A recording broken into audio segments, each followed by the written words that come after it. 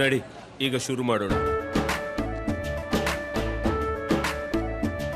ಕೇಸರಿಯಿಂದ ಮನೋಲ್ಲಾಸ ಮನಸ್ಸು ಮತ್ತೇರಿ ಕುಣಿದಾಡಿದೆ ನೋಡು, ಮನಸ್ಸು ಮತ್ತೇರಿ ಕುಣಿದಾಡಿದೆ ನೋಡು. ಕ್ಷಣ ಕ್ಷಣವೂ ಆಚರಿಸಿ ಕೇಸರಿ ಹಬ್ಬ. ವಿಮಲ್ ಬಾಯಲ್ಲಿ ಹೇಳಿ ಕೇಸರಿ. Welcome back. HD ರೇವಣ್ಣ ಜಾಮೀನು ಅರ್ಜಿ ವಿಚಾರಣೆ ಜನಪ್ರತಿನಿಧಿಗಳ ನ್ಯಾಯಾಲಯದಲ್ಲಿ ಆರಂಭ ಆಗಿದೆ. ಜೈನಾ ಕೊಠಾರಿ SPP ವಾದ ಮಂಡನೆ ಮಾಡ್ತಾ ಇದ್ದಾರೆ. ಇಡೀ ಪ್ರಕರಣದ ಸ್ಥಿತಿಗತಿ ನಿಮಗೆ ಗೊತ್ತಿದೆ ಅಂತ ನ್ಯಾಯಾಧೀಶರ ಮುಂದೆ ವಾದ ಮಂಡನೆ ಮಾಡ್ತಾ ಇದ್ದಾರೆ. ನನ್ನ ವಾದದ ಬಳಿಕ ಅಶೋಕ್ ವಾದ ಮಂಡನೆ ಮಾಡ್ತಾರೆ ಅಂತ ಜೈನಾ ಕೊಠಾರಿ ಹೇಳ್ತಾ ಇದ್ದಾರೆ. ಇದೀಗ HD ರೇವಣ್ಣ ಅವರಿಗೆ ಬೇಲ್ ಸಿಗುತ್ತಾ ಇಲ್ವಾ? ಜಾಮೀನು ಅರ್ಜಿ ವಿಚಾರಣೆ ಆರಂಭ ಆಗಿದೆ. HD ರೇವಣ್ಣ ಪರ ಮೊನ್ನೆ CV ನಾಗೇಶ್ ವಾದ ಮಂಡನೆ ಮಾಡಿದ್ರು. ಇವತ್ತು ಬಹುಶಃ ಅವರೇ ವಾದ ಮಂಡನೆ ಮಾಡ್ತಾರಾ ಏನು ಕಾದು ನೋಡಬೇಕು. SPP ಜೈನಾ ಕೊಠಾರಿ ಪ್ರಕರಣದ ಸ್ಥಿತಿಗತಿಯನ್ನ ಮತ್ತೊಮ್ಮೆ ಜಡ್ಜ್ ಮುಂದೆ ಇಟ್ಟಿದ್ದಾರೆ. ಏನು ಹೇಳ್ತಾರೆ ನ್ಯಾಯಾಧೀಶರು, ಎಷ್ಟೊತ್ತು ನಡೆಯುತ್ತೆ ಪ್ರಕರಣದ ವಿಚಾರಣೆ, ಇವತ್ತು ಕಾದು ನೋಡಬೇಕಾಗಿದೆ. ಅಂತೂ ಇಂತೂ HD ರೇವಣ್ಣ ಅವರಿಗೆ ಇವತ್ತಾದ್ರೂ ಜೈಲಿಂದ ಹೊರಗಡೆ ಬರೋ ಭಾಗ್ಯ ಬರುತ್ತಾ ಅಥವಾ ಜೈಲೇ ಗತಿಯಾಗತ್ತಾ? ಪ್ರಕರಣಕ್ಕೆ ಈಗ ಆಲ್ರೆಡಿ ಸಾಕಷ್ಟು ಟ್ವಿಸ್ಟ್ ಸಿಕ್ಕಿದೆ. At the same time SIT ವಿಚಾರಣೆಯೂ ಕೂಡ ಹಲವು ಹಂತ ಮುಂದುವರೆದಿದೆ. ಹಾಗಾಗಿ ಇವತ್ತು ಯಾವೆಲ್ಲ ಸಾಕ್ಷಿಗಳನ್ನ SIT ಮುಂದಿಡತ್ತೆ, ಈಗ ಕಿಡ್ನ್ಯಾಪ್ ಹೌದಾ ಅಲ್ವಾ ಅನ್ನೋ ಅಂತ ವಿಚಾರಕ್ಕೆ ಇವತ್ತು ಯಾವ ತಿರುವು ಸಿಗತ್ತೆ? ಈಗಾಗಲೇ ಸಂತ್ರಸ್ತೆ ಇದ್ದು ಅಂತ ಹೇಳಲಾದಂಥ ಒಂದು ವಿಡಿಯೋ ಕೂಡ ರಿಪಬ್ಲಿಕ್ ಎಕ್ಸ್ಕ್ಲೂಸಿವ್ ಬಿಡುಗಡೆ ಆಯಿತು, ನೋಡಿದ್ರಿ, ಅಲ್ಲಿ ಜನರ ಮುಂದಿದೆ ಅದು ಕೂಡ. ಸೊ ಇಡೀ ಪ್ರಕರಣ ಇವತ್ತೇನಾದರೂ ತಿರುವು ತಗೊಳುತ್ತಾ ಅಥವಾ ಕಿಡ್ನ್ಯಾಪ್ ಹೌದು ಅಂತ ಏನಾದರೂ ಇನ್ನಷ್ಟು ಸಾಕ್ಷ್ಯಗಳು ಸಿಗತ್ತಾ ಅಥವಾ ಇದನ್ನ ಪ್ರಜ್ವಲ್ ರೇವಣ್ಣ ಕೇಸಿಗೆ ಲಿಂಕ್ ಮಾಡಿದ್ದನ್ನ ನೋಡಿದ್ವಿ, ಆ ಆಂಗಲ್ ಅನ್ನು ಎತ್ಕೊಳ್ತಾರಾ, ಏನಾಗುತ್ತೆ? ಎಲ್ಲವೂ ಕುತೂಹಲ ಕೆರಳಿಸಿದೆ.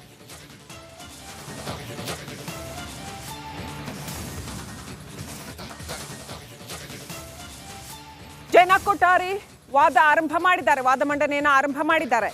ಮೊನ್ನೆ ಜೈನಾ ಕೊಠಾರಿ ಅವರು ವಾದ ಮಂಡನೆ ಮಾಡ್ತಾ ಇದ್ದಂಥದ್ದು ಇದು ಕಿಡ್ನ್ಯಾಪ್, ಇದು ಆ ಸಂತ್ರಸ್ತೆಯ ಜೀವಕ್ಕೆ ಬೆದರಿಕೆ ಇದೆ ಅನ್ನುವಂಥ ಒಂದು ಸ್ಟ್ರಾಂಗ್ ಪಾಯಿಂಟನ್ನು ನ್ಯಾಯಾಲಯದ ಮುಂದೆ ಇಟ್ಟಿದ್ರು. ಅದು ಬೇಲ್ ನಿರಾಕರಣೆಗೆ ಕಾರಣವಾಗಿತ್ತು ಅಂತ ಹೇಳಲಾಗಿತ್ತು. ಹಾಗೇನೆ ಸಾಕ್ಷ್ಯನಾಶ ಮಾಡುವಂಥ, ಸಾಕ್ಷಿಗಳ ಮೇಲೆ ಪ್ರಭಾವ ಬೀರುವಂಥ ಒಂದು ಅಪಾಯ ಇರೋದ್ರಿಂದ, ಪ್ರಭಾವಿ ವ್ಯಕ್ತಿ ಆಗಿರೋದ್ರಿಂದ ಬೇಲ್ ಕೊಡೋದಕ್ಕೆ ಆಗೋದಿಲ್ಲ ಅನ್ನೋಂಥ ಒಂದು ಅಂಶವನ್ನು ಮುಂದಿಟ್ಟಿದ್ರು. ಅದು ಕೂಡ ಬೇಲ್ ನಿರಾಕರಣೆಗೆ ಕಾರಣ ಆಗಿತ್ತು ಅಂತ ಹೇಳಲಾಗಿತ್ತು. ಇವತ್ತೇನು ವಾದ ಮಂಡಿಸ್ತಾರೆ ಜೈನಾ ಕೊಠಾರಿ, ಹೊಸ ಅಂಶ ಹೇಳ್ತಾರೆ, ಕಾದು ನೋಡ್ಬೇಕಾಗಿದೆ.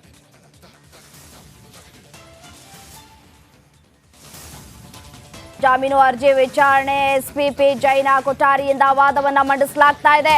ಶೀಲ್ಡ್ ಕವರ್ನಲ್ಲಿ ತನಿಖಾ ವರದಿ ಸಲ್ಲಿಕೆಯನ್ನ ಮಾಡಲಾಗತ್ತೆ. ತನಿಖಾ ವರದಿಯನ್ನ ಪಡೆದುಕೊಂಡಿದ್ದಾರೆ CV ನಾಗೇಶ್. ವರದಿಯಲ್ಲಿ ದೆಹಲಿ ಹೈಕೋರ್ಟ್ ಆದೇಶವನ್ನ ಇಲ್ಲಿ ಉಲ್ಲೇಖ ಕೂಡ ಮಾಡಲಾಗ್ತಾ ಇದೆ. IPC ಸೆಕ್ಷನ್ 364A ಕ್ರೂರ ಅಪರಾಧ ಅಂತ ಹೇಳಿ ವಾದವನ್ನ ಕೂಡ ಮಂಡಿಸಲಾಗ್ತಾ ಇದೆ.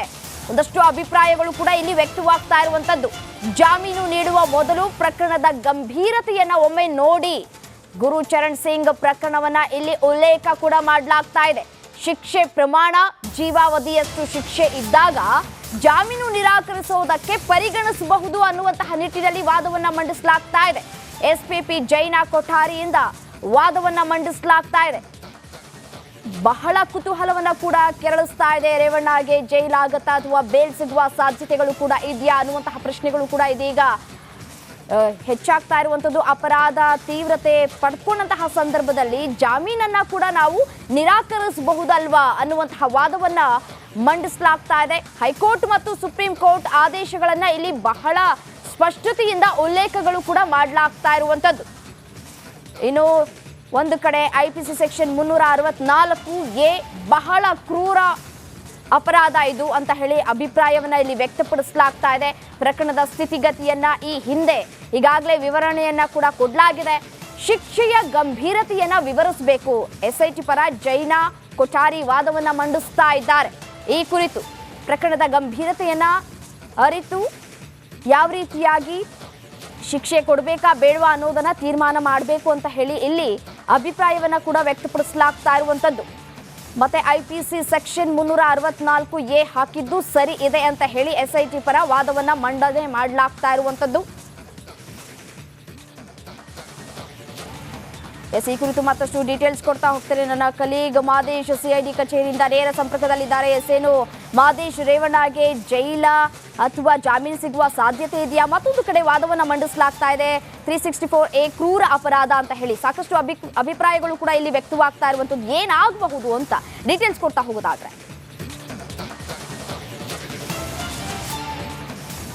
ರಮ್ಯ, ನಿಜಕ್ಕೂ ಕೂಡ ವಾದ ವಿವಾದಗಳು ಒಂದಲ್ಲ ಒಂದು ರೀತಿಯಿಂದ ತೀವ್ರತೆ ಪಡೆದುಕೊಳ್ತದೆ. ಈ ಒಂದು ಕೇಸ್ ಎಷ್ಟು ತೀವ್ರತೆ ಇದೆ, ಎಷ್ಟು ಎಂತಹ ಅಪರಾಧ ಇದು ಅನ್ನೋದನ್ನು ಜೈನಾ ಕೊಠಾರಿ ಅವರು ಅಂದರೆ SIT ಪರ ವಕೀಲರು ಅದನ್ನು ಜಡ್ಜ್ ಮುಂದೆ ಪ್ರತಿಯೊಂದನ್ನು ಕೂಡ ಎಕ್ಸ್ಪ್ಲೇನ್ ಮಾಡುವಂಥ ಕೆಲಸ ಮಾಡ್ತಿದ್ದಾರೆ. ವಿತ್ ಬೇರೆ ಬೇರೆ ಆದಂಥ ಕೇಸ್ಗಳು ಹೈಕೋರ್ಟ್ನಲ್ಲಿ ಆದಂಥ ಒಂದಷ್ಟು ಕೇಸ್ಗಳಾಗಿರ್ಬೋದು ಮತ್ತು ಸುಪ್ರೀಂ ಕೋರ್ಟ್ನಲ್ಲಿ ಆಗಿರುವಂಥ ಒಂದಷ್ಟು ಕೇಸ್ಗಳನ್ನ ಜಡ್ಜ್ಮೆಂಟನ್ನು ಉಲ್ಲೇಖ ಮಾಡಿ ಆ ಒಂದು ಕೇಸ್ಗಳಂತೆಯೇ ಈ ಒಂದು ಕೇಸ್ಗಳು ಕೂಡ ತುಂಬ ಕ್ರೂರವಾದಂಥ ಅಪರಾಧನ ಹೊಂದಿರುವಂಥ ಸೆಕ್ಷನನ್ನು ಹಾಕಲಾಗಿದೆ. 364A ಇದೊಂದು ಕ್ರೂರವಾದಂಥ ಅಪರಾಧ ಎಸಗಿರುವಂಥ ಆರೋಪ ಇದೆ. ಹೀಗಾಗಿ ಈ ಒಂದಷ್ಟು ಬೇರೆ ಬೇರೆ ಕೇಸ್ಗಳ ಆಧಾರದ ಮೇಲೆ ಇದು ಗಂಭೀರವಾದ ಕೇಸ್ ಅಂತ ಪರಿಗಣಿಸಿ ಅವರಿಗೆ ಜಾಮೀನನ್ನು ವಜಾ ಮಾಡಬೇಕು ಅಂಥೇಳಿ ಈಗಾಗಲೇ SIT ಪರ ವಕೀಲರು ಕೂಡ ಜೈನಾ ಕೊಠಾರಿ ಅವರು ಉಲ್ಲೇಖ ಮಾಡುವಂಥ ಕೆಲಸವನ್ನು ಮಾಡ್ತಿದ್ದಾರೆ. ಜಡ್ಜ್ ಅವರಿಗೆ ಮನವಿ ಮಾಡುವಂಥ ಕೆಲಸವನ್ನು ಮಾಡ್ತಿದ್ದಾರೆ. ಅಲ್ಲಿ ಒಂದಷ್ಟು ಪ್ರಶ್ನೆಗಳನ್ನು ಕೂಡ SIT ಪರ ವಕೀಲರಿಗೆ ಜಡ್ಜ್ ಕೇಳಿದರು. ಅಂದರೆ ಇಲ್ಲಿವರೆಗೂ ಕೂಡ ತನಿಖೆ ಏನೆಲ್ಲ ಆಗಿದೆ, ಸಂತ್ರಸ್ತೆ ಯಾರಿರ್ತಾರೆ ಅವರ ಐಡೆಂಟಿಫಿಕೇಶನ್ ಆಗಿದೆಯಾ, ಅಂದರೆ ಐಡೆಂಟಿಫಿಕೇಶನ್ ಪೆರೇಡ್ ಅಂದರೆ ಯಾರು ದೂರುದಾರರು ಇರ್ತಾರೆ, ಅಂದರೆ ಸಂತ್ರಸ್ತೆ ಯಾರಿರ್ತಾಳೆ, ನೊಂದ ಮಹಿಳೆ ಇರ್ತಾರೆ, ಆಕೆ ಆರೋಪಿ ಸ್ಥಾನದಲ್ಲಿ ಯಾರಿರ್ತಾರಲ್ಲ ಆತನನ್ನು ಗುರುತು ಪತ್ತೆ ಹಚ್ಚುವಂಥ ಕೆಲಸ ಆಗಬೇಕು. ಅವರಿಬ್ಬರನ್ನು ಕೂಡ ನೇರ ಭೇಟಿ ಮಾಡಿಸಿ ಈತನನ್ನ ಆರೋಪಿ ಅಂಥೇಳಿ ಕೇಳುವಂಥ ಪ್ರಶ್ನೆ ಮಾಡಿರ್ತಾರೆ. ಆ ಒಂದು ಸಂದರ್ಭದಲ್ಲಿ ಆಕೆಯ ಹೇಳಿಕೆ ಏನಿರುತ್ತೆ ಅದು ಕೂಡ ತುಂಬ ಇಂಪಾರ್ಟೆಂಟ್ ಆಗುತ್ತೆ. ಆ ಒಂದು ಪೀರಿಯಡ್ ನಡೆದಿದೆಯಾ ಅಂತೇಳಿ ಈಗಾಗಲೇ ಪ್ರಶ್ನೆ ಮಾಡಿದಂಥ ಸಂದರ್ಭದಲ್ಲಿ ಇಲ್ಲಿವರೆಗೂ ಕೂಡ ಏನೆಲ್ಲ ತನಿಖೆ ನಡೆದಿತ್ತು ಆ ಒಂದು ವರದಿಯನ್ನು SIT ಪರ ವಕೀಲರು ಈಗ ಜಡ್ಜ್ಗೆ ತಲುಪಿಸುವಂಥ ಕೆಲಸವನ್ನು ಮಾಡಿದ್ದಾರೆ. ಅಲ್ಲಿ ಕೊಟ್ಟು ಜೊತೆಗೆ ಈ ಒಂದು ಸಂದರ್ಭದಲ್ಲಿ HD ರೇವಣ್ಣ ಪರ ವಕೀಲರಾದಂತಹ CV ನಾಗೇಶ್ ಅವರು ಕೂಡ ಅದನ್ನು ಆಕ್ಷೇಪಣೆ ಮಾಡುವಂಥ ಕೆಲಸ ಮಾಡಿದರು. ಅಂದರೆ ಕವರ್ನಲ್ಲಿ ಕೊಡುವಂತಹ ವರದಿಯನ್ನು ಯಾಕೆ ಈ ರೀತಿ ಮಾಡ್ತಿದ್ದಾರೆ, ನಮಗೂ ಕೂಡ ಒಂದು ಕಾಪಿ ಕೊಡಿ, ಅದನ್ನು ನಾವು ಕೂಡ ನೋಡ್ತೀವಿ ಅಂತೇಳಿ HD ರೇವಣ್ಣ ಪರ ವಕೀಲರು CV ನಾಗೇಶ್ ಅವರು ಕೂಡ ಒಂದು ಕಾಪಿಯನ್ನು ಇಸ್ಕೊಂಡು ಅದನ್ನು ಕೂಡ ಓದುವಂಥ ಕೆಲಸ ಮಾಡಿದರು. ಸದ್ಯಕ್ಕೆ ವಾದ ವಿವಾದ ನಡೀತಿದೆ. ಒಂದು ಕಡೆ ಜಾಮೀನು ಕೊಡಿಸುವಂಥ ನಿಟ್ಟಿನಲ್ಲಿ CV ನಾಗೇಶ್ ಅವರು ಬೇರೆ ಬೇರೆ ಆ್ಯಂಗಲಲ್ಲೂ ಕೂಡ ವಾದ ಮಾಡುವಂಥ ಕೆಲಸವನ್ನು ಮಾಡ್ತಿದ್ದಾರೆ. ಮತ್ತೊಂದು ಈ ಒಂದು ಪ್ರಕರಣದ ತೀವ್ರತೆಯನ್ನು ಎಕ್ಸ್ಪ್ಲೇನ್ ಮಾಡೋದ್ರ ಜೊತೆಗೆ ಬೇರೆ ಬೇರೆ ಪ್ರಕರಣಗಳನ್ನು ಉಲ್ಲೇಖ ಮಾಡಿ ಅದರದ ಆಧಾರದ ಮೇಲೆ ಜೊತೆಗೆ ಈ ಒಂದು ಕೇಸ್ನ ತೀವ್ರತೆಯನ್ನು ಪರಿಗಣಿಸಿ ಅವರಿಗೆ ಜಾಮೀನು ಅರ್ಜಿಯನ್ನು ವಜಾ ಮಾಡಬೇಕು ಅಂತೇಳಿ SIT ಪರ ವಕೀಲರಾದಂತಹ ಜೈನಾ ಕೊಠಾರಿ ಅವರು ಸದ್ಯಕ್ಕೆ ಜಡ್ಜ್ ಮುಂದೆ ಮನವಿ ಮಾಡುವಂಥ ಕೆಲಸವನ್ನು ಮಾಡ್ತಿದ್ದಾರೆ. ಏನೆಲ್ಲ ಆಗುತ್ತೆ ಅನ್ನೋದನ್ನು ಕಾದು ನೋಡಬೇಕಿದೆ. ರಮ್ಯಾ, ಮಾದೇಶ್, ಒಂದು ಆ ಸಂತ್ರಸ್ತ ಮಹಿಳೆಯದ್ದು ಎನ್ನಲಾದ ಒಂದು ವಿಡಿಯೋ ಬಂದಿರತಕ್ಕಂಥದ್ದು, ಐಡೆಂಟಿಫಿಕೇಶನ್ ಪರೇಡ್ ವಿಚಾರ ಮಾತನಾಡುವಾಗ ಇದೇನಾದರೂ ವಿಷಯ ಬಂತ ಅಲ್ಲಿ ಅನ್ನೋಂಥದ್ದು ಒಂದು. ಎರಡನೇದು, CV ನಾಗೇಶ್ ಇವತ್ತು ಯಾವ ಸ್ಟ್ರಾಂಗ್ ಪಾಯಿಂಟ್ಸ್ ಮೇಲೆ ಬೇಲ್ ಕೊಡಬೇಕು HD ರೇವಣ್ಣ ಅವರಿಗೆ ಅಂತ ವಾದ ಮಾಡಬಹುದು?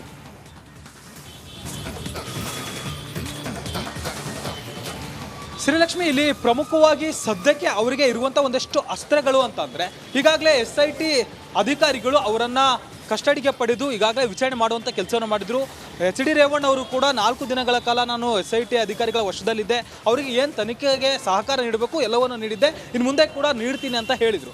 ಈ ಒಂದು ಪಾಯಿಂಟನ್ನು CV ನಾಗೇಶ್ ಅವರು ಜಡ್ಜ್ ಮುಂದೆ ಹೇಳುವಂಥ ಕೆಲಸವನ್ನು ಮಾಡ್ತಾರೆ. ಮತ್ತೊಂದು ಕಡೆ ಈಗಾಗಲೇ ನ್ಯಾಯಾಧೀಶರು ನ್ಯಾಯಾಂಗ ಬಂಧನಕ್ಕೆ ನೀಡಿದರು. ನಾಳೆ ಒಂದು ದಿನಕ್ಕೆ ಅಂದರೆ ನಾಳೆ ಅವರ ನ್ಯಾಯಾಂಗ ಬಂಧನದ ಅವಧಿ ಕಂಪ್ಲೀಟ್ ಆಗುತ್ತೆ, ಮತ್ತೆ ಅವರನ್ನು ಕೋರ್ಟ್ಗೆ ತಂದು ಹಾಜರುಪಡಿಸುವಂಥ ಕೆಲಸವನ್ನು ಮಾಡಬೇಕಾಗುತ್ತೆ.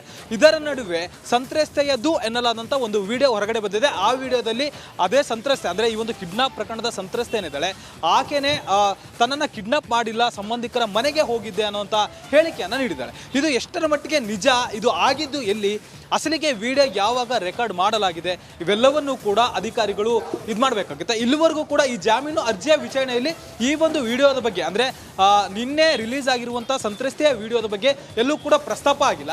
ಪ್ರಸ್ತಾಪ ಆದರೆ ಇದರ ಬಗ್ಗೆ ಕೂಡ ಒಂದಷ್ಟು ಚರ್ಚೆಗಳು ಕೂಡ ನಡೆಯುತ್ತೆ. ಯಾಕಂದರೆ ಒಂದು ಕಡೆ SIT ಪರ ವಕೀಲರುಗಳು ಕೂಡ ಇದ್ರ ಬಗ್ಗೆ ಒಂದಷ್ಟು ಪ್ರಶ್ನೆಗಳನ್ನು ಮಾಡ್ತಾರೆ. ಯಾಕಂದರೆ ಈ ಒಂದು ವಿಡಿಯೋ ಯಾವಾಗ ಮಾಡಿದ್ದು ಮತ್ತು ಆಕೆ ಮಾಡಿದ್ದ, ಜೊತೆಗೆ ಇಲ್ಲಿ ಆರೋಪಿ ಸ್ಥಾನದಲ್ಲಿರುವಂಥ HD ರೇವಣ್ಣ ಅವರು ಪ್ರಭಾವಿ ವ್ಯಕ್ತಿ ಆಗಿರೋದ್ರಿಂದ ಹೆದರಿಸಿ ಬೆದರಿಸಿ ಕೂಡ ಈ ಒಂದು ವಿಡಿಯೋವನ್ನು ಮಾಡಿಸಿರ್ಬೋದು ಅಂತೇಳಿ SIT ಪರ ವಕೀಲರು ಕೂಡ ಅದನ್ನು ವಾದವನ್ನು ಮಂಡಿಸುವಂಥ ಕೆಲಸವನ್ನು ಮಾಡಲಾಗುತ್ತೆ. ಮತ್ತೊಂದು ಕಡೆ CV ನಾಗೇಶ್ ಅವರು ಕೂಡ ಈಗಾಗಲೇ ಇಲ್ಲಿ ದೂರುದಾರರ ಆಗಿರೋದು ಸಂತ್ರಸ್ತೆ ಮಗ, ಬದಲಾಗಿ ಸಂತ್ರಸ್ತೆ ಇಲ್ಲಿ ದೂರುದಾರೆ ಆಗಿಲ್ಲ. ಜೊತೆಗೆ ಅವರ ಮನಸ್ಥಿತಿ ಯಾವ ರೀತಿ ಇರುತ್ತೋ ಅನ್ನೋದನ್ನು ಕೂಡ ಯೋಚನೆ ಮಾಡಬೇಕಾಗುತ್ತೆ. ಆಗ ಒಂದಷ್ಟು ಹೇಳಿಕೆಗಳನ್ನು ಕೊಟ್ಟಿದ್ದಾರೆ SIT ಮುಂದೆ. ಈಗ ಸ್ವತಃ ಸಂತ್ರಸ್ತೆ ಈ ರೀತಿಯಾದಂಥ ವಿಡಿಯೋ ಮಾಡಿ ಬಿಟ್ಟಿದ್ದಾರೆ. ಹೀಗಾಗಿ ಇಲ್ಲಿ ಮೇಲ್ನೋಟಕ್ಕೆ ಇಲ್ಲಿವರೆಗೂ ಕೂಡ ಅಷ್ಟು ಸ್ಟ್ರಾಂಗ್ ಆಗಿ HD ರೇವಣ್ಣ ಅವರ ವಿರುದ್ಧ ಯಾವುದೇ ರೀತಿಯಾದಂಥ ದಾಖಲೆಗಳು ಸಿಕ್ಕಿಲ್ಲ. ಒಂದು ವೇಳೆ ಆ ರೀತಿಯಾದೇನಾದರೂ ಸಿಕ್ಕಿದ್ರೆ ಮುಂದಿನ ದಿನಗಳಲ್ಲಿ ಕ್ರಮ ತೆಗೆದುಕೊಳ್ಳಬಹುದು. ಅಲ್ಲಿವರೆಗೂ ಕೂಡ ನಮ್ಮ ಕಕ್ಷಿದಾರರು ಈ ಒಂದು ಕೇಸ್ನ ತನಿಖೆಗೆ ಏನು ಸಹಕಾರ ನೀಡಬೇಕು ಅದನ್ನು ನೀಡುತ್ತಾರೆ. ಅದನ್ನು ಒಂದಷ್ಟು ಕಂಡೀಷನ್ ಜೊತೆಗೆ ಜಾಮೀನನ್ನು ನೀಡಿ ಅನ್ನುವಂತಹ ವಾದವನ್ನು ಕೂಡ ಮಂಡಿಸಬಹುದು. ಸದ್ಯಕ್ಕೆ ಏನೆಲ್ಲ ಆಗುತ್ತೆ ಅನ್ನೋದನ್ನ ಕಾದು ನೋಡಬೇಕಿದೆ. ಶ್ರೀಲಕ್ಷ್ಮಿ. ಮಹದೇಶ್, ಇವತ್ತು ಸಾರಾ ಮಹೇಶ್ ಬೆಳಗ್ಗೆ ಒಂದು ಪ್ರೆಸ್ ಮೀಟ್ ಮಾಡ್ತಾರೆ. ಬಹಳ ಇಂಪಾರ್ಟೆಂಟ್ ಡಾಕ್ಯುಮೆಂಟ್ಸ್ನ ಅದರಲ್ಲಿ ಪ್ರೆಸೆಂಟ್ ಮಾಡ್ತಾರೆ. ಅವ್ರಿಗೆ ಒಂದು ಹೊಸ ಆ್ಯಂಗಲನ್ನು ಕೊಡ್ತಾರೆ. ಏನು ಕಂಪ್ಲೇಂಟ್ ಕೊಟ್ಟಿದಾರಲ್ಲ ವ್ಯಕ್ತಿ, ನನ್ನ ತಾಯಿನ ಕಿಡ್ನಾಪ್ ಮಾಡ್ಕೊಂಡು ಹೋಗಿದ್ದಾರೆ ಅಂತ, ಆ ವ್ಯಕ್ತಿ ಎಲ್ಲಿದ್ದಾರೆ ಅನ್ನೋಂಥ ಪ್ರಶ್ನೆ ಎತ್ತುತ್ತಾರೆ ಅವರು. ಅಷ್ಟೇ ಅಲ್ಲ, ದೂರ ಏನು ಕೊಟ್ಟಿದ್ದೀರಿ? ಓಕೆ, ಹೇಳ್ತೀನಿ ಬಿಡಪ್ಪ, ರೈಟ್, ಅಲ್ಲಿಗೆ ಬರ್ತೀನಿ ಬಿಡ್ರಿ, ಅಲ್ಲಿಗೆ ಬರ್ತೀನಯ್ಯ ರೇ, ಅಲ್ಲಿಗೆ ಬರ್ತೀವಿ, ಅಲ್ಲಿಗೆ ಬರ್ತೀವಿ, ಡೋಂಟ್ ವರಿ. ಬಿಡ್ರಲ್ಲ, ಏನ್ರಲ್ಲ ನಮ್ಗೆ ಲೋ ಬೇಡಿಯಕ್ಕೆ ಬರಲ್ಲ. ಏನು ಚೈಲ್ಡ್ ಓಕೆ, ನೋಡಿದ್ವಿ ನಾವು. ಈಗ ರೇವಣ್ಣ ಅವ್ರಿಗೆ ಬೇಲ್ ಸಿಗುತ್ತಾ ಅನ್ನುವಂಥದ್ದು ಒಂದು ಕಡೆ ಆದರೆ, ಇವತ್ತು ವಾದ ಮಂಡನೆ ಏನಿರುತ್ತೆ, ಸಾಕಷ್ಟು ಘಟನೆಗಳು ನಡೆದವು. ಮೊನ್ನೆಯ ಜಾಮೀನು ಅರ್ಜಿ ವಿಚಾರಣೆಯಿಂದ ಈ ಹಂತಕ್ಕೆ ಸಾಕಷ್ಟು ಘಟನೆಗಳು ನಡೆದಿದ್ದಾವೆ. ಹಾಗಾಗಿ ಅವೆಲ್ಲವನ್ನು ಪರಿಗಣನೆಗೆ ತೆಗೆದುಕೊಳ್ಳುತ್ತಾ SIT, ಅದು ಏನಾದರೂ ಇಡೀ ಪ್ರಕರಣಕ್ಕೆ ಟ್ವಿಸ್ಟ್ ಕೊಡುತ್ತಾ, ಈ ಎಲ್ಲ ಪ್ರಶ್ನೆಗಳು ಕೂಡ ಇದ್ದಾವೆ.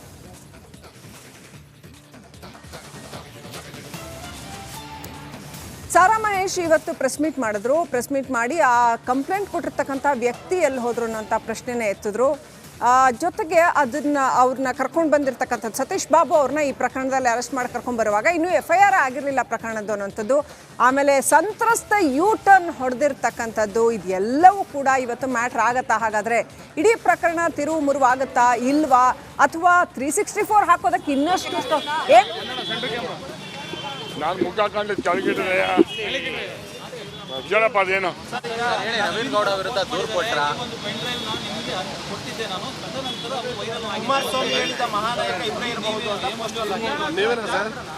ನೋಡಿ, ಅವ್ರ ಫೇಸ್ಬುಕ್ನಲ್ಲಿ 20ನೇ ತಾರೀಕು ಪೆನ್ ಡ್ರೈವ್ ಸಿಗ್ತದೆ, 21ನೇ ತಾರೀಕು ನಾನು ಅವ್ರಿಗೆ ಮಾರುತಿ ಚೌಲ್ಟ್ರಿಲಿ ಕೊಟ್ಟಿದ್ದೀನಿ ಅಂತೇಳಿ ಒಂದು ಸ್ಟೇಟ್ಮೆಂಟ್ ಮಾಡ್ತಾರೆ.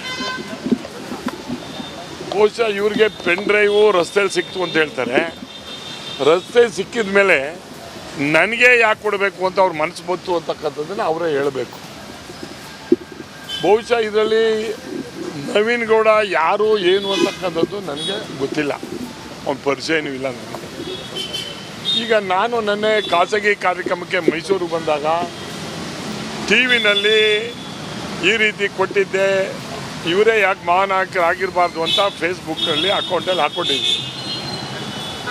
ಅವರು 29ನೇ ತಾರೀಕು ಅವರ ಮೇಲೆ ಒಂದು ಕೇಸ್ ಹಾಕಿದಾಗ ಅವರು ಒಂದು ಅಫಿಡೇವಿಟ್ ಕೊಡ್ತಾರೆ ಕೋರ್ಟ್ಗೆ.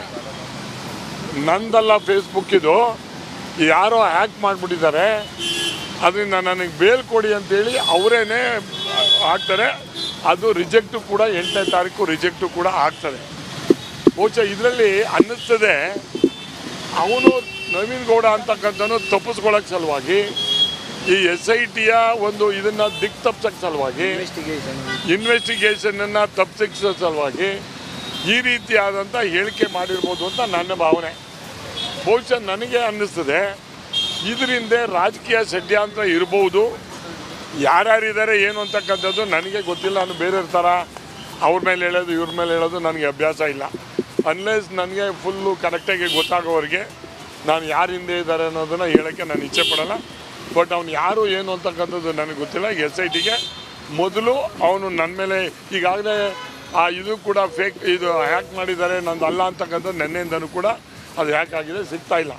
ಬಹುಶಃ ಈಗ ನನಗೆ ಯಾವುದೇ ಕಾರಣದಿಂದ ಅವ್ನು ನಾನು ಭೇಟಿನೂ ಆಗಿಲ್ಲ, ನನಗೆ ಕೊಟ್ಟೂ ಇಲ್ಲ, ನನಗೆ ಸಂಬಂಧನೇ ಇಲ್ಲ, ನನಗೆ ವಿಚಾರನೇ ಇಲ್ಲ, ನನಗೆ ಗೊತ್ತೇ ಇಲ್ಲ, ಅವ್ನ ಪರಿಚಯನೇ ಇಲ್ಲ ನನಗೆ. ನಾನು ಮದುವೆಗೆ ನನ್ನ ಕ್ಷೇತ್ರದಲ್ಲಿ ಹೋಗಿರೋದು ನಿಜ, ಬಟ್ ಅವ್ನು ನನಗೆ ಭೇಟಿ ಆಗಿರ್ತಕ್ಕಂಥದ್ದಾಗಲಿ ಮಾಡಿರ್ತಕ್ಕಂಥದ್ದಾಗಲಿ ಅದು ಸುಳ್ಳು. ನನಗೂ ಅವನಿಗೂ ಭೇಟಿನೇ ಆಗಿಲ್ಲ. ಅದನ್ನು ನೀವು ಅವ್ರನ್ನೇ ಕೇಳಬೇಕು, ಅದನ್ನು ಅವ್ರನ್ನೇ ಕೇಳೋದು ಸೂಕ್ತ. ನನ್ನನ್ನು ಯಾಕೆ ಟಾರ್ಗೆಟ್ ಮಾಡಿದ್ದಾರೆ ಅನ್ನೋದಕ್ಕೆ ಕಂಪ್ಲೇಂಟ್ ಕೊಟ್ಟಿರೋದು. ಈಗ I want the truth has to come out. ಈಗ ನಾನು ಇದರಲ್ಲಿ ಇವತ್ತು ಕಂಪ್ಲೇಂಟೇ ಕೊಡದೇ ಇದ್ದಿದ್ರೆ ಕರ್ನಾಟಕದ ಜನತೆ ಏನು ತಿಳ್ಕೊಳ್ಳೋರು ಅಂದರೆ ಇವರು ಏನೋ ಶಾಮೀಲಾಗಿದ್ದಾರೆ ಅಂತಕ್ಕಂಥದ್ದು. ನನಗೆ ಅನ್ನಿಸ್ತದೆ ಇವತ್ತು ನಾನು ದೇವೇಗೌಡರು ಪಕ್ಷದಿಂದ ಚುನಾವಣೆಯಲ್ಲಿ ಗೆದ್ದಿದ್ದೀನಿ. ನನಗೆ ಕೊನೆಯ ಒಂದು ಅವಕಾಶವನ್ನು ದೇವೇಗೌಡರು ಕರೆದು ಟಿಕೆಟ್ ಕೊಟ್ಟಿದ್ದಾರೆ. ನನ್ನನ್ನು ಅವ್ರ ಕುಟುಂಬದಿಂದ ದೂರ ಮಾಡಬೇಕು, ಡಿಸ್ಟರ್ಬ್ ಮಾಡಬೇಕು ಅಂತಕ್ಕಂಥದ್ದು ಉದ್ದೇಶ ಇದೆ ಅಂತಕ್ಕಂಥದ್ದು. 21ನೇ ತಾರೀಕು ಕೊಟ್ಟಿದ್ದೀನಿ ಅಂದವರು 29ನೇ ತಾರೀಕು ಕೋರ್ಟಿಗೆ ಕೊಟ್ಟಾಗ ಅಫಿಡೇವಿಟಲ್ಲಿ ಇದನ್ನು ಯಾಕೆ ಮೆನ್ಷನ್ ಮಾಡಿಲ್ಲ? ನನ್ನ ಫೇಕ್ ಅಕೌಂಟ್ ಅಂತ ಯಾಕೆ ಹೇಳ್ತಾರೆ? ಈಗ ಯಾಕೆ ಅದನ್ನು ಹೇಳ್ತಾರೆ? ಫೇಸ್ಬುಕ್ ಅಕೌಂಟ್ ಫೇಕ್ ಇದೆ. ಫೇಸ್ಬುಕ್ ಅಕೌಂಟ್ ಫೇಕ್ ಇದೆ ಅಂತಂದ್ಮೇಲೆ ನೋ ಫೇಸ್ಬುಕ್ ಅಕೌಂಟ್ ಅಂದ್ರೆ ಫೇಸ್ಬುಕ್ಕಲ್ಲಿ ಹಾಕೊಂಡಿರೋದು ಇದು ಅವರು. ಹೊಸ ಅಕೌಂಟ್ ಇದು. ನೋ ಹೊಸ ಅಕೌಂಟ್ ಅಲ್ಲ. ಈಗ ಅದು ನೆನ್ನೆಯಿಂದ ಬ್ಲಾಕ್ ಆಗಿದೆ. ಯಾಕೆ ಬ್ಲಾಕ್ ಮಾಡಬೇಕು? If is correct you would have continued that. So ಅದರಿಂದ ಇಲ್ಲಿ ಏನು ಅಂದರೆ ಈ ಒಂದು ಇದನ್ನು ದಿಕ್ತಪ್ತಕ್ಕಂಥ ಒಂದು ವಾತಾವರಣನ ಸೃಷ್ಟಿ ಮಾಡಬೇಕು ಅಂತಿದ್ದಾರೆ.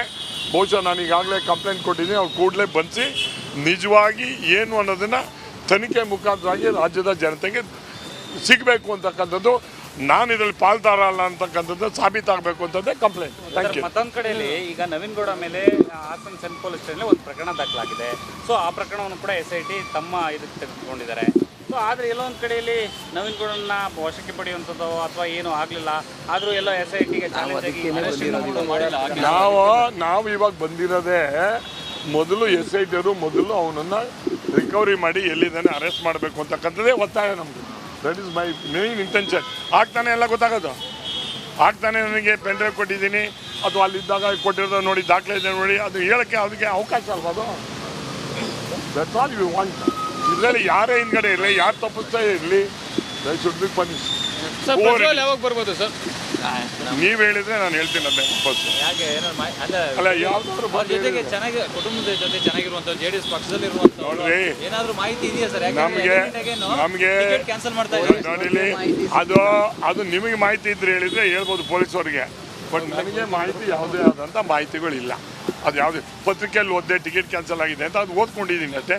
ನೀವೇ ಡಿಸ್ಕ್ಲೋಸ್ ಮಾಡಿದರೆ ಸರ್. ಪಕ್ಷದ ವೇದಿಕೆಯಲ್ಲಿ ಏನು ಚರ್ಚೆ ಆಗಿಲ್ವಾ ಸರ್ ಪ್ರಜ್ವಲ್ ಯಾವಾಗ ಬರ್ಬೋದು ಅಂತೇಳಿ? ಇಲ್ಲಪ್ಪ, ನೀವು ಸೀನಿಯರ್ ಜರ್ನಲಿಸ್ಟ್ ಅಂತ ಅನ್ಕೋತೀನಿ. ಆ ವೇದಿಕೆಯಲ್ಲಿ ಚರ್ಚೆ ಆಗ್ತದೆ ಅಂದರೆ ಯಾವಾಗ ಬರ್ತಾರೆ ಏನು ಅಂತ. It is not ridiculous. It is not A point to. ಹೌದೌದು, ನಾನು ಹೋಗಿದ್ದೆ. ದೇವೇಗೌಡರು ಅವ್ರ ಮನೆಯವರಿಬ್ಬರು ಕೂಡ ನಾನು ದತ್ತ ಇಬ್ಬರು ಹೋಗಿ ಮಾತಾಡಿ ಸಾಂತ್ವನವನ್ನು ಹೇಳ್ಬೋದಿದ್ವಿ. ಪತ್ರಿಕೆಯಲ್ಲೆಲ್ಲ ಬತ್ತು ಧೈರ್ಯವಾಗಿರಿ ಸರ್, ಇವೆಲ್ಲ ಹಿಂಗಾಗಿರ್ತಕ್ಕಂಥದ್ದು ನಿಜವಾಗ್ಲೂ ಕೂಡ ಒಳ್ಳೆಯದಲ್ಲ ಅಂತಕ್ಕಂಥದ್ದನ್ನು ಹೇಳಿ ಧೈರ್ಯನೂ ತುಂಬೋದಿದ್ವಿ. ರೇವಣ್ಣನೂ ಕೂಡ ನಾನು ಎಂಟ್ರಿ ಹಾಕಿ ರೇವಣ್ಣನೂ ಕೂಡ ಭೇಟಿ ಮಾಡಿ ಧೈರ್ಯ ತುಂಬಿ ಹೇಳ್ಬೋದು. ಈಗಾಗಲೇ ಆ ಎಮ್ಮ ಕಂಪ್ಲೇಂಟ್ ಕೊಟ್ಟಿರೋರು ನನಗೂ ಅವ್ರಿಗೂ ಸಂಬಂಧ ಇಲ್ಲ ಅಂತೇಳಿ ಕೊಟ್ಟಿರ್ತಕ್ಕಂಥದ್ದು. ಇವತ್ತು ಐ ಥಿಂಕ್ ಬೇಲ್ ವಿಚಾರಣೆಗಳು ನಡೀತಾ ಇದೆ. ಅದೇನಾಗುತ್ತೆ ಅಂತಕ್ಕಂಥದ್ದು ಕಾದು ನೋಡೋಣ. ಜನರಲ್ಲಿ ಒಂದು ಡೌಟ್ ಶುರುವಾಗಿದೆ ಸರ್. ಆ್ಯಂಡ್ ಒಂದು ರೀತಿಯಾದಂಥ ವಾತಾವರಣ, ಯಾಕಂದರೆ ಒಂದು ವೇಳೆ ರೇವಣ್ಣ ಗೆದ್ದೆ, ಪ್ರಜ್ವಲ್ ರೇವಣ್ಣ ವಿನ್ ಆದರೆ ಏನು ಸರ್ ನೆಕ್ಸ್ಟ್? ಈಗ ಪಕ್ಷದಿಂದ ನಾನು ಪಾರ್ಟಿ ಪ್ರೆಸಿಡೆಂಟ್ ಅಲ್ಲ. ಆದರೂ ನಾನು ಅದಕ್ಕೆ ಉತ್ತರ ಹೇಳೋದಕ್ಕೆ ನಾನು ನ್ಯಾಷನಲ್ ಪ್ರೆಸಿಡೆಂಟ್ ಅಲ್ಲಿ ಇದಲ್ಲ. ಈಗ ಆಲ್ರೆಡಿ ಜನರಲ್ ಆಗಲ್ಲ, ಪಾರ್ಟಿ ಈಗ ಆಲ್ರೆಡಿ ತೀರ್ಮಾನ ತಗೊಂಡಿದೆ. ಏನು ಅವ್ರನ್ನ ಪಾರ್ಟಿಯಿಂದ ಉಚ್ಚಾಟನೆ ಮಾಡಿರ್ತಕ್ಕಂಥ ಇದೆಲ್ಲ ಅದು ನೀವೇ ಅನೌನ್ಸ್ ಮಾಡಿದ್ದೀರಿ. ಮತ್ತೆ ಅದ್ರ ಬಗ್ಗೆ ನಾನು ಯಾಕೆ ಹೇಳಕ್ ಹೋಗ್ಬೇಕು? ನೀವು ಸ್ಥಳೀಯ ಮುಖಂಡರಿದ್ದೀರಾ, ಎಲ್ಲ ಒಂದು ಕಡೆ ಪ್ಲೇಸ್ ಇರ್ತಲ್ಲ, ರಾಜಕೀಯ ಮುಖಂಡರಾಗಿ ಇಡೀ ಪ್ರಕರಣ ನೋಡಿದ್ರೆ ನಿಮ್ಗೆ ಏನು ಅನ್ಸುತ್ತೆ? ಎಷ್ಟರ ಆಗ್ತದ? ನಿಜವಾಗೂ ಅನ್ಯಾಯಕ್ಕೊಳಗಾದ ನ್ಯಾಯ ಸಿಗ್ತದ? ನೋಡಿ, ಇದು ಈ ರೀತಿಯಾದಂಥ ಘಟನೆಗಳು ಪ್ರಪಂಚದಲ್ಲೂ ಕೂಡ ಆಗಬಾರ್ದು. ಯಾರೇ ಆಗಿರಲಿ, ಎಂಥದ್ದಾಗಲಿ ಇದನ್ನು ಉಪಯೋಗಿಸ್ಕೊಂಡು ರಾಜಕೀಯ ಮಾಡಬಾರ್ದು. ಯಾರು ಇದರಲ್ಲಿ ತಪ್ಪಿಸ್ತಿದ್ದಾರೆ ಅವ್ರ ಬಗ್ಗೆ ಕ್ರಮ ಆಗಬೇಕು ಅಂತಕ್ಕಂಥದ್ದು, ಕಠಿಣ ಕ್ರಮ ಆಗಬೇಕು ಅಂತದ್ದು ನನ್ನ ಒತ್ತಾಯ ಇದೆ. ಆಲ್ರೆಡಿ ನಾನು ಹೇಳಿದ್ದೀನಿ. ಆಮೇಲೆ ಅದ್ರ ಜೊತೆಗೆ ಇದನ್ನು ಉಪಯೋಗಿಸ್ಕೊಂಡು ಸಂತ್ರಸ್ತರ ಮೇಲೆ ಬ್ಲ್ಯಾಕ್ ಮೇಲ್ ಮಾಡ್ಕೊಂಡಿರ್ತಕ್ಕಂಥದ್ದು ಆಗಿರ್ಬೋದು, ಇನ್ನೊಂದು